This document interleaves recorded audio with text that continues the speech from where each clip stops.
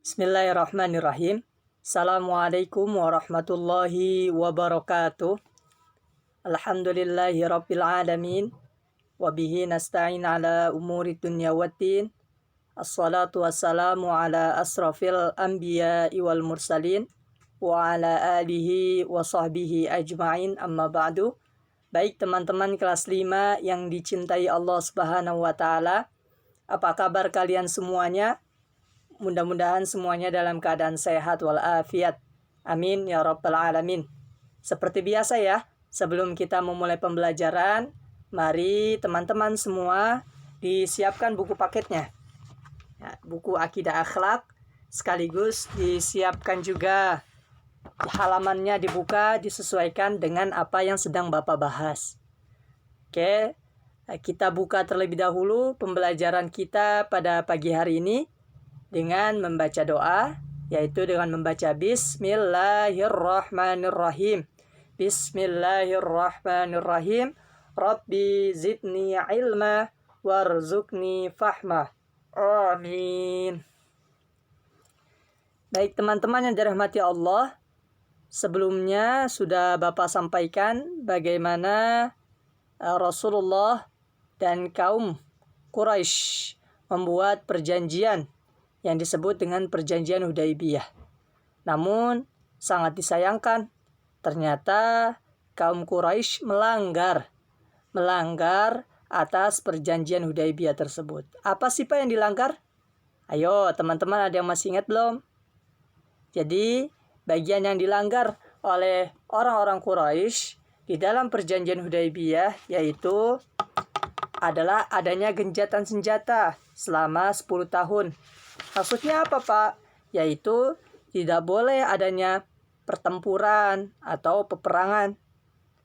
Namun hal ini malah dilanggar oleh orang-orang Quraisy, orang-orang kafir Quraisy terhadap perjanjian tersebut. Sehingga tentu Rasulullah yang tegas itu marah. Ya, karena marah itu apabila di tempat yang benar, ya itu salah satu keharusan teman-teman. Ya, karena ini menegakkan yang namanya keadilan. Nah, sehingga Rasulullah mengajak kepada para sahabat, kepada para kaum muslimin untuk berbondong-bondong menuju Makkah, menuju lingkungan dari masyarakat Quraisy yang telah melanggar dari perjanjian Hudaibiyah. Itu sudah kita bahas di pertemuan yang sebelumnya. Nah, adapun hari ini insya Allah yang akan Bapak bahas yaitu seputar kemenangan di kota Mekah atau disebut dengan Fathul Mekah. Oke, baik, bareng-bareng. Tolong ikuti Bapak ya. Fathul Mekah. Ya, Fathu Makkah. Fathu Makkah. Oke, kira-kira apa sih yang kalian lihat dari ilustrasi yang ada di gambar tersebut?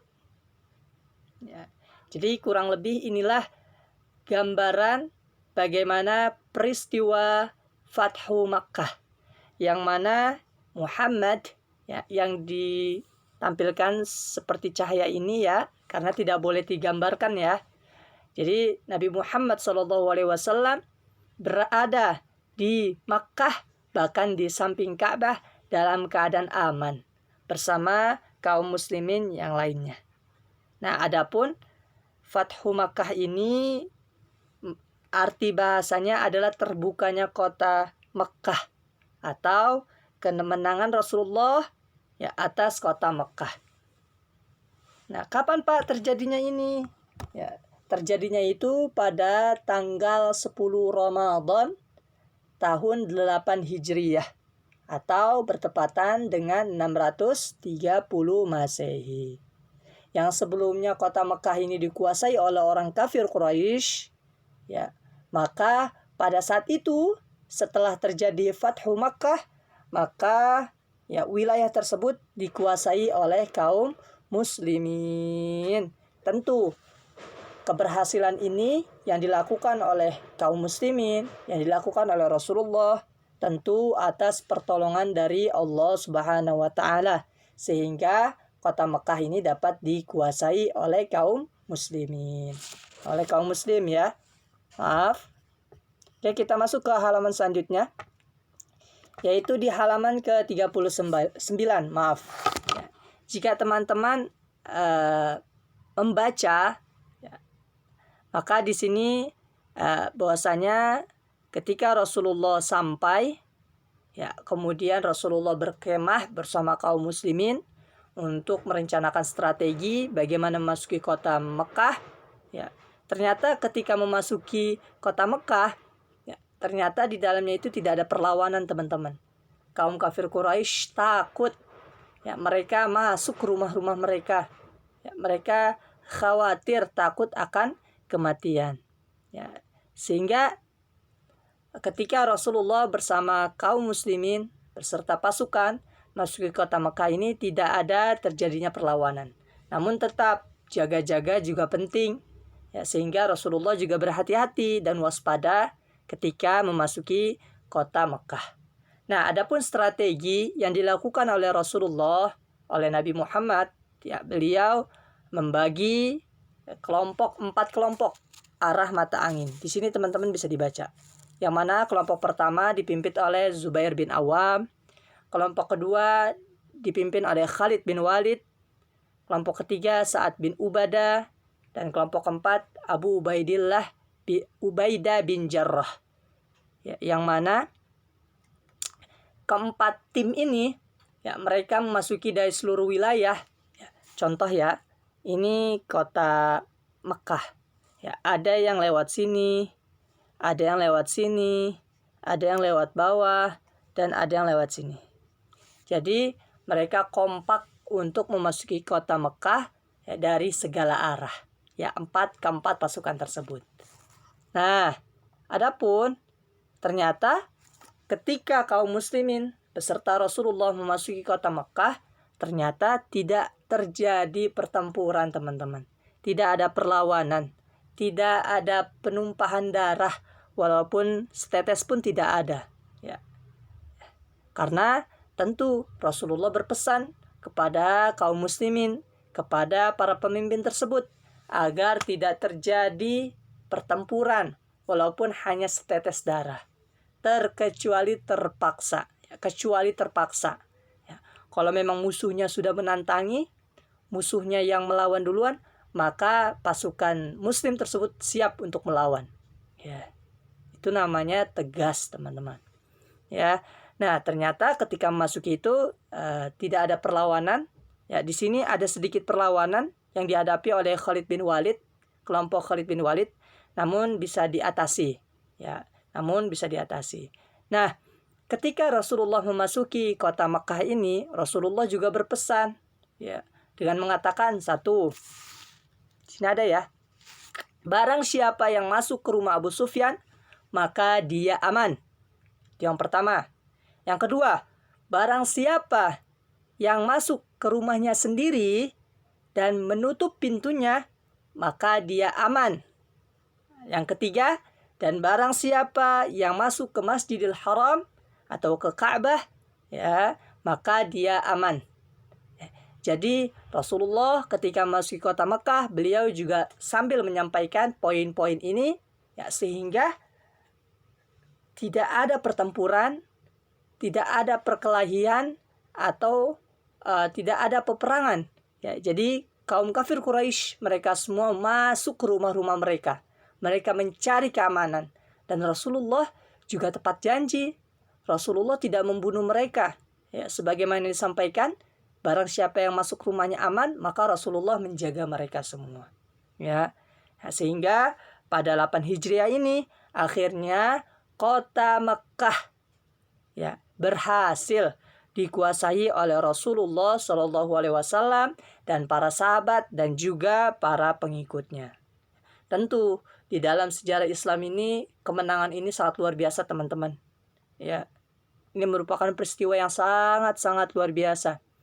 Yang mana sebelumnya kaum muslimin dicaci, dimaki, dihina, bahkan tidak sedikit juga yang terbunuh.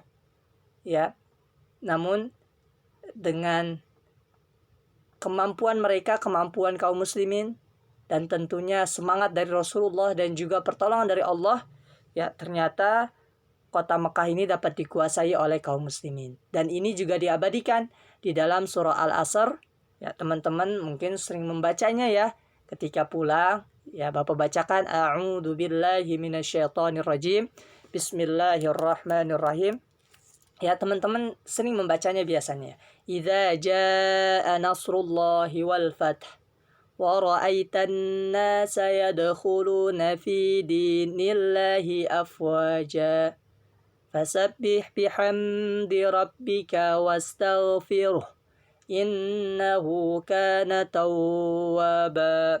Ya, maaf, di sini An-Nasr ya, bukan Al-Asr, tapi An-Nasr yang idza jaa nasrullah, apabila telah datang pertolongan Allah.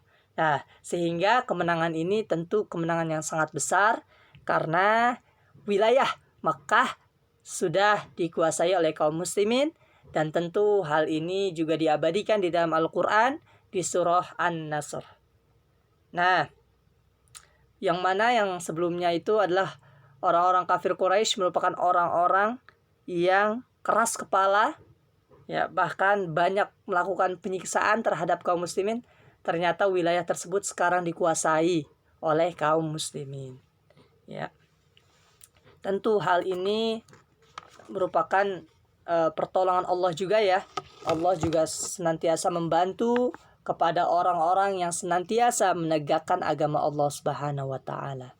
Ya, sehingga dalam peristiwa ini apa sih yang dapat kita ambil? Ya, seperti ini teman-teman. Ya, untuk menaklukkan kota Mekah ini bukan perkara yang mudah. Ya, tentu hal ini mesti diperjuangkan dengan sebaik mungkin.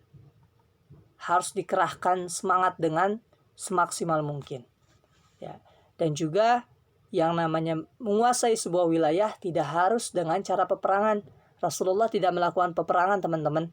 Tapi Rasulullah ini melakukan dengan cara yang elegan, yang sangat bijaksana, yang mana tentunya Rasulullah senantiasa mengharapkan adanya kedamaian setiap manusia.